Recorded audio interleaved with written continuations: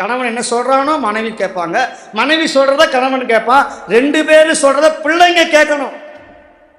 அப்படித்தான் சிறு தொண்டர் வாழ்ந்து வந்தார் எங்க செங்காட்டங்குடியில. அடுத்த வாரம் குரு பூஜை, அடுத்த வாரம் இதே மத்தியான நேரம், சித்திரை மாசம், பரணி நட்சத்திரம். அவர் தினந்தோறும் ஒரு சிவனடியாருக்கு ஒருவேளை சாப்பாடு போடுவார். அன்னைக்குன்னு யாரையும் காணோம். இன்னைக்கு யாரும் இல்லை. அந்த ஊருக்கு போனா யாருமே இருக்க மாட்டாங்க. அன்னைக்குன்னு ஒரு சிவனடியார் வந்தார். அந்த அடியார் நம்மள மாதிரி அடியார் இல்லை.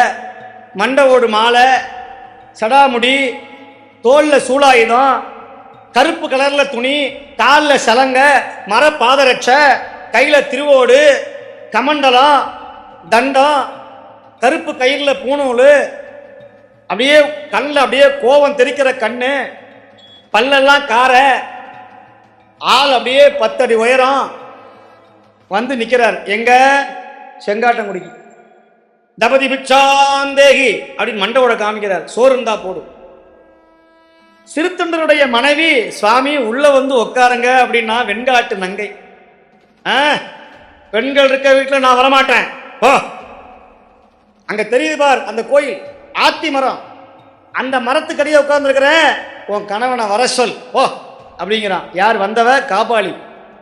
வந்த காபாலியை சிவபெருமான் அப்படி வந்திருக்கிறார் வேஷத்துல.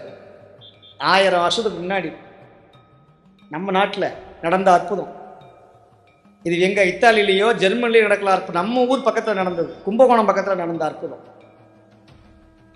சிறுத்தொண்டர் போறார், சுவாமி எங்க வீட்டுக்கு வந்து ஒருவேளை சாப்பாடு சாப்பிடுங்க சுவாமி, அன்னம்பாளிப்பு செய்யுங்க சுவாமி, எம்மை உன்னால் இனிது ஊட்ட முடியாது அப்பனே, எனக்கு உனக்கு சாப்பாடு போட முடியாதுடா, போ போ போ. சுவாமி நான் ஒரு நாளைக்கு ஒரு சிவனடியாருக்கு சாப்பாடு போடலன்னா என் உயிரை விட தவிர வேற ஒண்ணுமே. என்னுடைய கொள்கை ஒரு சிவனடியாருக்கு ஒருவேளை சோறு போடணும் சுவாமி. இன்னைக்கு எங்க வீட்டில் வந்து நீங்க அருமையான சாம்பார், ரசம், பொரியல், அப்பளம், வடை எல்லாம். நான் என்ன சாம்பார் ரசமும் சாப்பிடுவேனா? நான் சாப்பிடுவதெல்லாம் வேற சாமி. வேற என்ன வேணும்? உடுப்பி ஹோட்டல் சாப்பாடா, அன்னபூர்ணா சாப்பாடா, ஹோட்டல் சரவணபவன் சாப்பாடா, முனியாண்டி விலாசா, என்ன வேணும்? அதெல்லாம் இல்லை. நான் சாப்பிட்றது எப்போ தெரியுமா? 6 மாதம் ஒரு தடவை சாப்பிடுவேன். 6 மாதம் சாப்பிடுவேன். 6 மாதத்துக்கு ஒரு தடவை சாப்பிடுவேன். அடுத்த 6 மாதம், அப்ப ஆண்டுக்கு 2 தடவை சாப்பிடுவேன். இன்னைக்கு சாப்பிட வேண்டிய நாள் இன்னைக்கு வந்திருக்குது. உன்னால சாப்பாடு போட முடியாது சிறுத்தொண்டா, நீ போய்விடு, நீ போய்விடு என்று சொல்லுகிறான். யார்? பரமன். சுவாமி முடியவே முடியாது, நீங்கள் எங்க வீட்டுக்கு வந்து சாப்பிடணும், நைவேத்தியம் செய்யணும், அமுது பண்ணணும். அப்படிங்கிறியா? அப்படியா? சரி, என்னால் உன்னை பரிந்து இனிது ஊட்ட முடியாது. முடியும். நீங்க என்ன சாப்பிடுவீங்க? நான் சாப்பிடுவதோ பசு மாமிசம். பசு மாமிசமா? சுவாமி எங்க வீட்லயும் நிறைய மாடு இருக்கு, எருமை மாடு இருக்கு, ஆடு இருக்கு சுவாமி. இங்க வா வா. பசு என்றால் அந்த பசு அல்ல, நரப்பசு. நர என்றால் மனுஷன். நான் சாப்பிடுவது மனித மாமிசம். அப்பா சுவாமி நீங்க காபாலிகிறா? ஆமா, நீ நினைக்கிற மாதிரி முருங்கைக்காயோ கத்திரிக்காயோ சாப்பிட்றது இல்லை, மனுஷன் எலும்பை சாப்பிடுபவன். அது முடியுமா உன்னால்? ஓம் நம சிவாய். பெருமானே, செங்காட்டங்குடி பெருமானே, இதுவும் உன் சோதனையா? சரி சுவாமி முடியும். சரி நான் செய்யறேன். நில்லு நில்லு, எங்க போற? நில்லு, வா சிறுத்தொண்டா, இங்கே வா. இன்னும் சொல்லி முடிக்கல, லிஸ்ட் நிறைய இருக்கு. நான் சாப்பிடக்கூடிய நரமாமிசமும் 5 வயது பிள்ளையாக இருக்கணும், 5 வயது குழந்தையாக இருக்கணும். அப்பா கேட்டுக்கோ, அந்த பிள்ளையும் குலத்துக்கு ஒரு மகனா இருக்கணும். அவனுக்கு தம்பியோ அண்ணனோ இருக்கக்கூடாது, தங்கையோ அக்காவோ இருக்கக்கூடாது, அவன் ஒரு பிள்ளையா இருக்கணும். சுவாமி அப்புறம் அவன் உடம்புல மச்சம், மருவு, அங்ககீனம் எதுவும் இருக்கக்கூடாது, அவன் உடம்புல காயம் இருக்கக்கூடாது. சுவாமி அப்புறம் இன்னொன்னு கேளு, அந்த குழந்தையை நீ சமைக்கும் பொழுது அந்த குழந்தைய அழக்கூடாது. சுவாமி அப்புறம் அம்மா பிடிக்கணும், அப்பா அறுக்கணும், அதை நீங்களே சமையல் செய்து எனக்கு போடணும். இதுவும் ஒரு சோதனையா?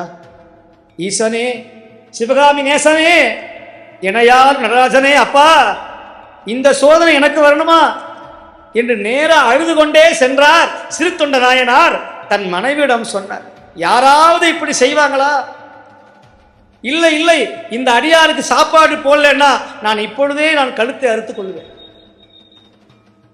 என் கணவன் போனா என் பிள்ளை நானும் செத்து போவோம்.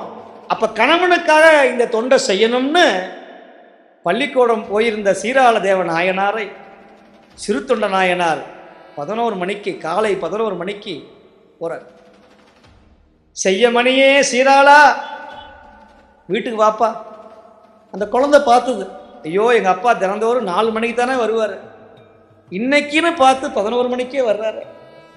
வீட்டில் லட்டு கிடைக்கும், அதிரசம் கிடைக்கும், பூந்தி கிடைக்கும்னு அந்த குழந்தை ஆசாசையாக வந்து அந்த குழந்தைய கையில் எடுத்தா கூட தீட்டு வந்துருமோன்னு நினச்சி தோளில் எடுத்து கொண்டு வந்தாராம். எப்படி கோயிலுக்கு நேர்ந்து விட்ட ஆட்டை தொடாமல் வருவாங்களோ அந்த மாதிரி தோளில் கொண்டு வந்தாராம் சிறு தொண்டனாய். கொண்டு வந்து மஞ்சள் நீரிலே குளிப்பாட்டி, சடை பின்னி, மல்லிகைப்பூ சூட்டி, கண்ணிலே மையிட்டு, மார்பிலே சந்தனம் தடவி, நெற்றியிலே திலகமிட்டு, பாலூட்டி, தாயார் மடியிலே படுக்க வைத்து, அன்னை திருவெண்காட்டு நங்கை கற்பின் மாதரசி அந்த அம்மா குலத்துக்கு ஒரு மகனை, தன் 10 வயது 10 மாத வயது பெற்றெடுத்த அந்த மகனை சைவத்திற்காக, சிவபெருமானுக்காக தாலாட்டி தொடையிலே படுக்க வைத்து, சீராளா என் கண்மணியே, சீராளா என் கண்மணியே, சீராளா என் கண்மணியே, அடியாருக்கு ஒருவேளை உணவளிக்கிறோம் அப்பா என்று சொல்ல அந்த குழந்தை சிரித்தது. அப்படியா அம்மா, அடியாருக்கு சாப்பாடு செய்ய போறீங்களா என்று சொல்ல சிறு தொண்ட நாயனார் மனதை கல்லாக்கினார். கத்தியை எடுத்தார். எம்பெருமானே, சதாசிவனே, கைலை நாதனே, உன்னையன்று வேறு கதி இல்லை அப்பனே என்று சொல்லி ஓம் நமசிவாய என்று சொல்லி பிள்ளையினுடைய தலையை அறுத்தார். தாய் பிடிக்க தந்தை அறிய அந்த குழந்தையை அக்கு வேற ஆணி வேறாக அறுத்து கொத்தி கரியாக்கி சமைத்து காய மசாலா அரைச்சு இலை போட்டு சமையல் ரெடி. சிறு தொண்டர் அப்படியே போறார், அடியார் கூப்பிடுறார், சுவாமி நீங்க சொன்ன மாதிரி பக்குவமா செஞ்சாச்சு. சாமி பார்க்கிறார், இப்படி ஒரு தொண்டனா இந்த உலகத்துல உன்ன மாதிரி வேற யாரா இருப்பா? சிறு தொண்டா, உலகமே புகழக்கூடிய ஸ்தானம் உனக்கு தரப்போறேன்னு சுவாமி முடிவு பண்ணாரா?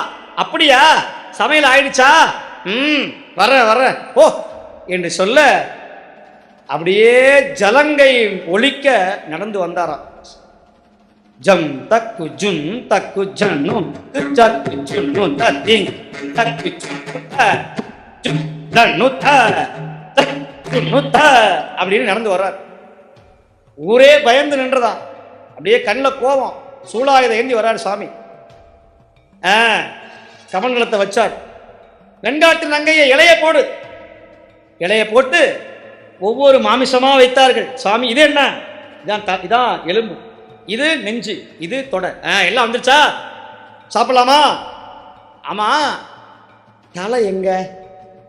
சுவாமி தலை வைக்கிறது மரபு இல்லையே. ஓஹோ, அப்படி ஒரு சமாச்சாரம் உண்டா? அது இல்லைன்னா நான் சாப்பிட மாட்டேன். நான் சாப்பிட மாட்டேன்.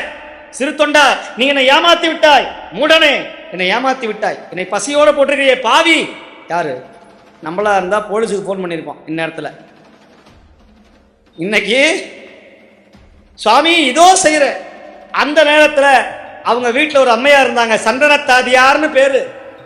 அந்த அம்மா, சுவாமி நீங்க கேட்கும்னு தெரிஞ்சு அந்த தலையை நான் எடுத்து வைத்தேன்னு. அந்த தலைய எப்படி சமைக்கணும் தெரியுமா? எனக்கு பிடிச்ச மாதிரி சமைக்கணும். ஏ சிறு தொண்டா, ஏவா உன் மனைவியை கூப்பிடு, அந்த உரல்ல தலையை போடு, 2 உலக்கையை எடுத்து நீங்க 2 பேரும் இடிக்கணும், இடிச்சு அதை சாராக்கி அதை ரசம் கொண்டு வா என்று சொல்ல அந்த தலையை போட்டு இடிக்கிறார்கள். பெத்த மகனுடைய தலையை தாயும் தந்தையும் இடித்து சாராக்கி ஒரு கும்பாவில் கொண்டு வந்து, சுவாமி பேஷ் பேஷ் ரொம்ப பிரமாதம், சரி சாப்பிடலாமா? சுவாமி சாப்பிடு சாப்பிடு சாப்பிடு.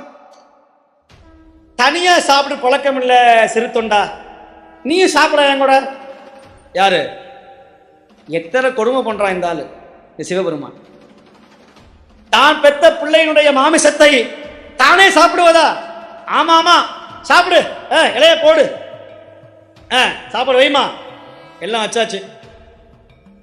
இப்ப சிறு தொண்டர் பார்த்தார், எங்க தான் சாப்பிட்டாதான் சாமி சாப்பிடுவாரோன்னு சாப்பாடுல கை வைக்க போனார் பாருங்க. கையை பிடித்தான் வந்த சிவன். ஏய், நீ தினந்தோறும் 3 வேளை சாப்பிட்றவன், நான் வருஷத்துக்கு 2 தடவை சாப்பிட்றவன். நான் சாப்பிட்றதுக்கு முன்னாடி உனக்கு என்ன அவசரம்? இரு இரு, இன்னொரு கேள்வி இருக்கு, கடைசி கேள்வி, அதை சொல்லிட்டு அப்புறம் நான் சாப்பிட்றேன். உனக்கு கல்யாணம் ஆச்ச, புள்ள இருக்கா? யாரு? அந்த புள்ள தானே சோறாக்கி போட்டுருக்குறோம், அந்த பிள்ளை தானே சோறாக மாறி இருக்கு. சரி சரி, ரெட்டை இலையா சாப்பிடக்கூடாது, ஒத்தப்படையா சாப்பிடணும், உன் பிள்ளைய வர சொல்லு, அவனும் சேர்ந்து சாப்பிட்டுமே. அட பாவி, அந்த பிள்ளைய சோறாக்கி போட்டுருக்குறோம். அதெல்லாம் முடியாது, உன் பிள்ளைய போய் நீயும் உன் மனைவியும் போய் கூப்பிடுங்க போ, அந்த குழந்தைங்க வரணும், இல்லைன்னா சாப்பிட மாட்டேன். ஆமா என்று சொன்னார் காபாலி.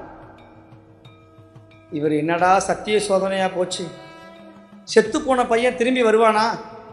சரி, இவருடைய ஆசைக்காவது நான் வீதிக்கு போய், மனைவி வா 2 பேரும் போய் கூப்பிடுவோம், அப்புறம் சுவாமி பார்த்துக்குவார் சொல்லி 2 பேரும் வாசல் நின்று, செய்ய மணியே சீராளா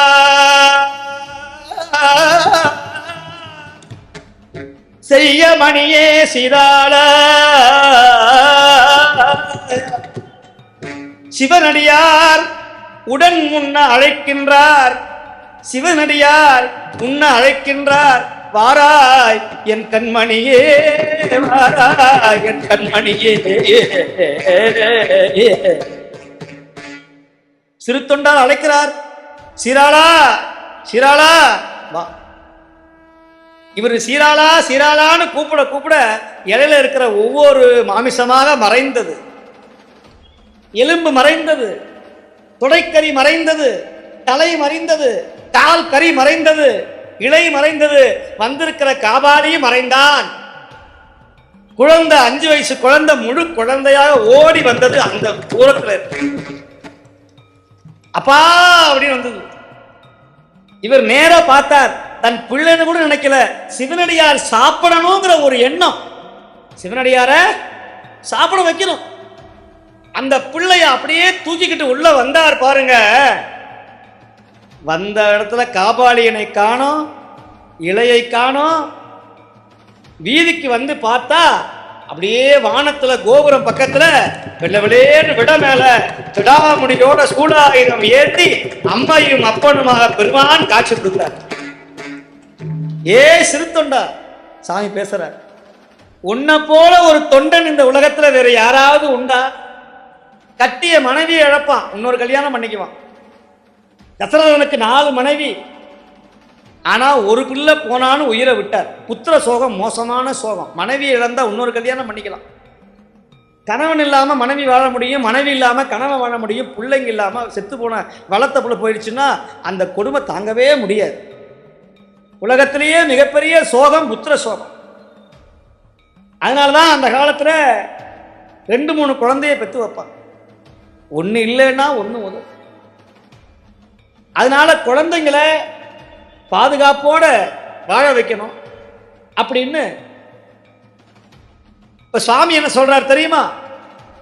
சிறு தொண்டா, குலத்துக்கு ஒரு மகனை எனக்காக சோறு போட்டியே, உன்னை போல சிவனடியார் யாராவது உண்டா?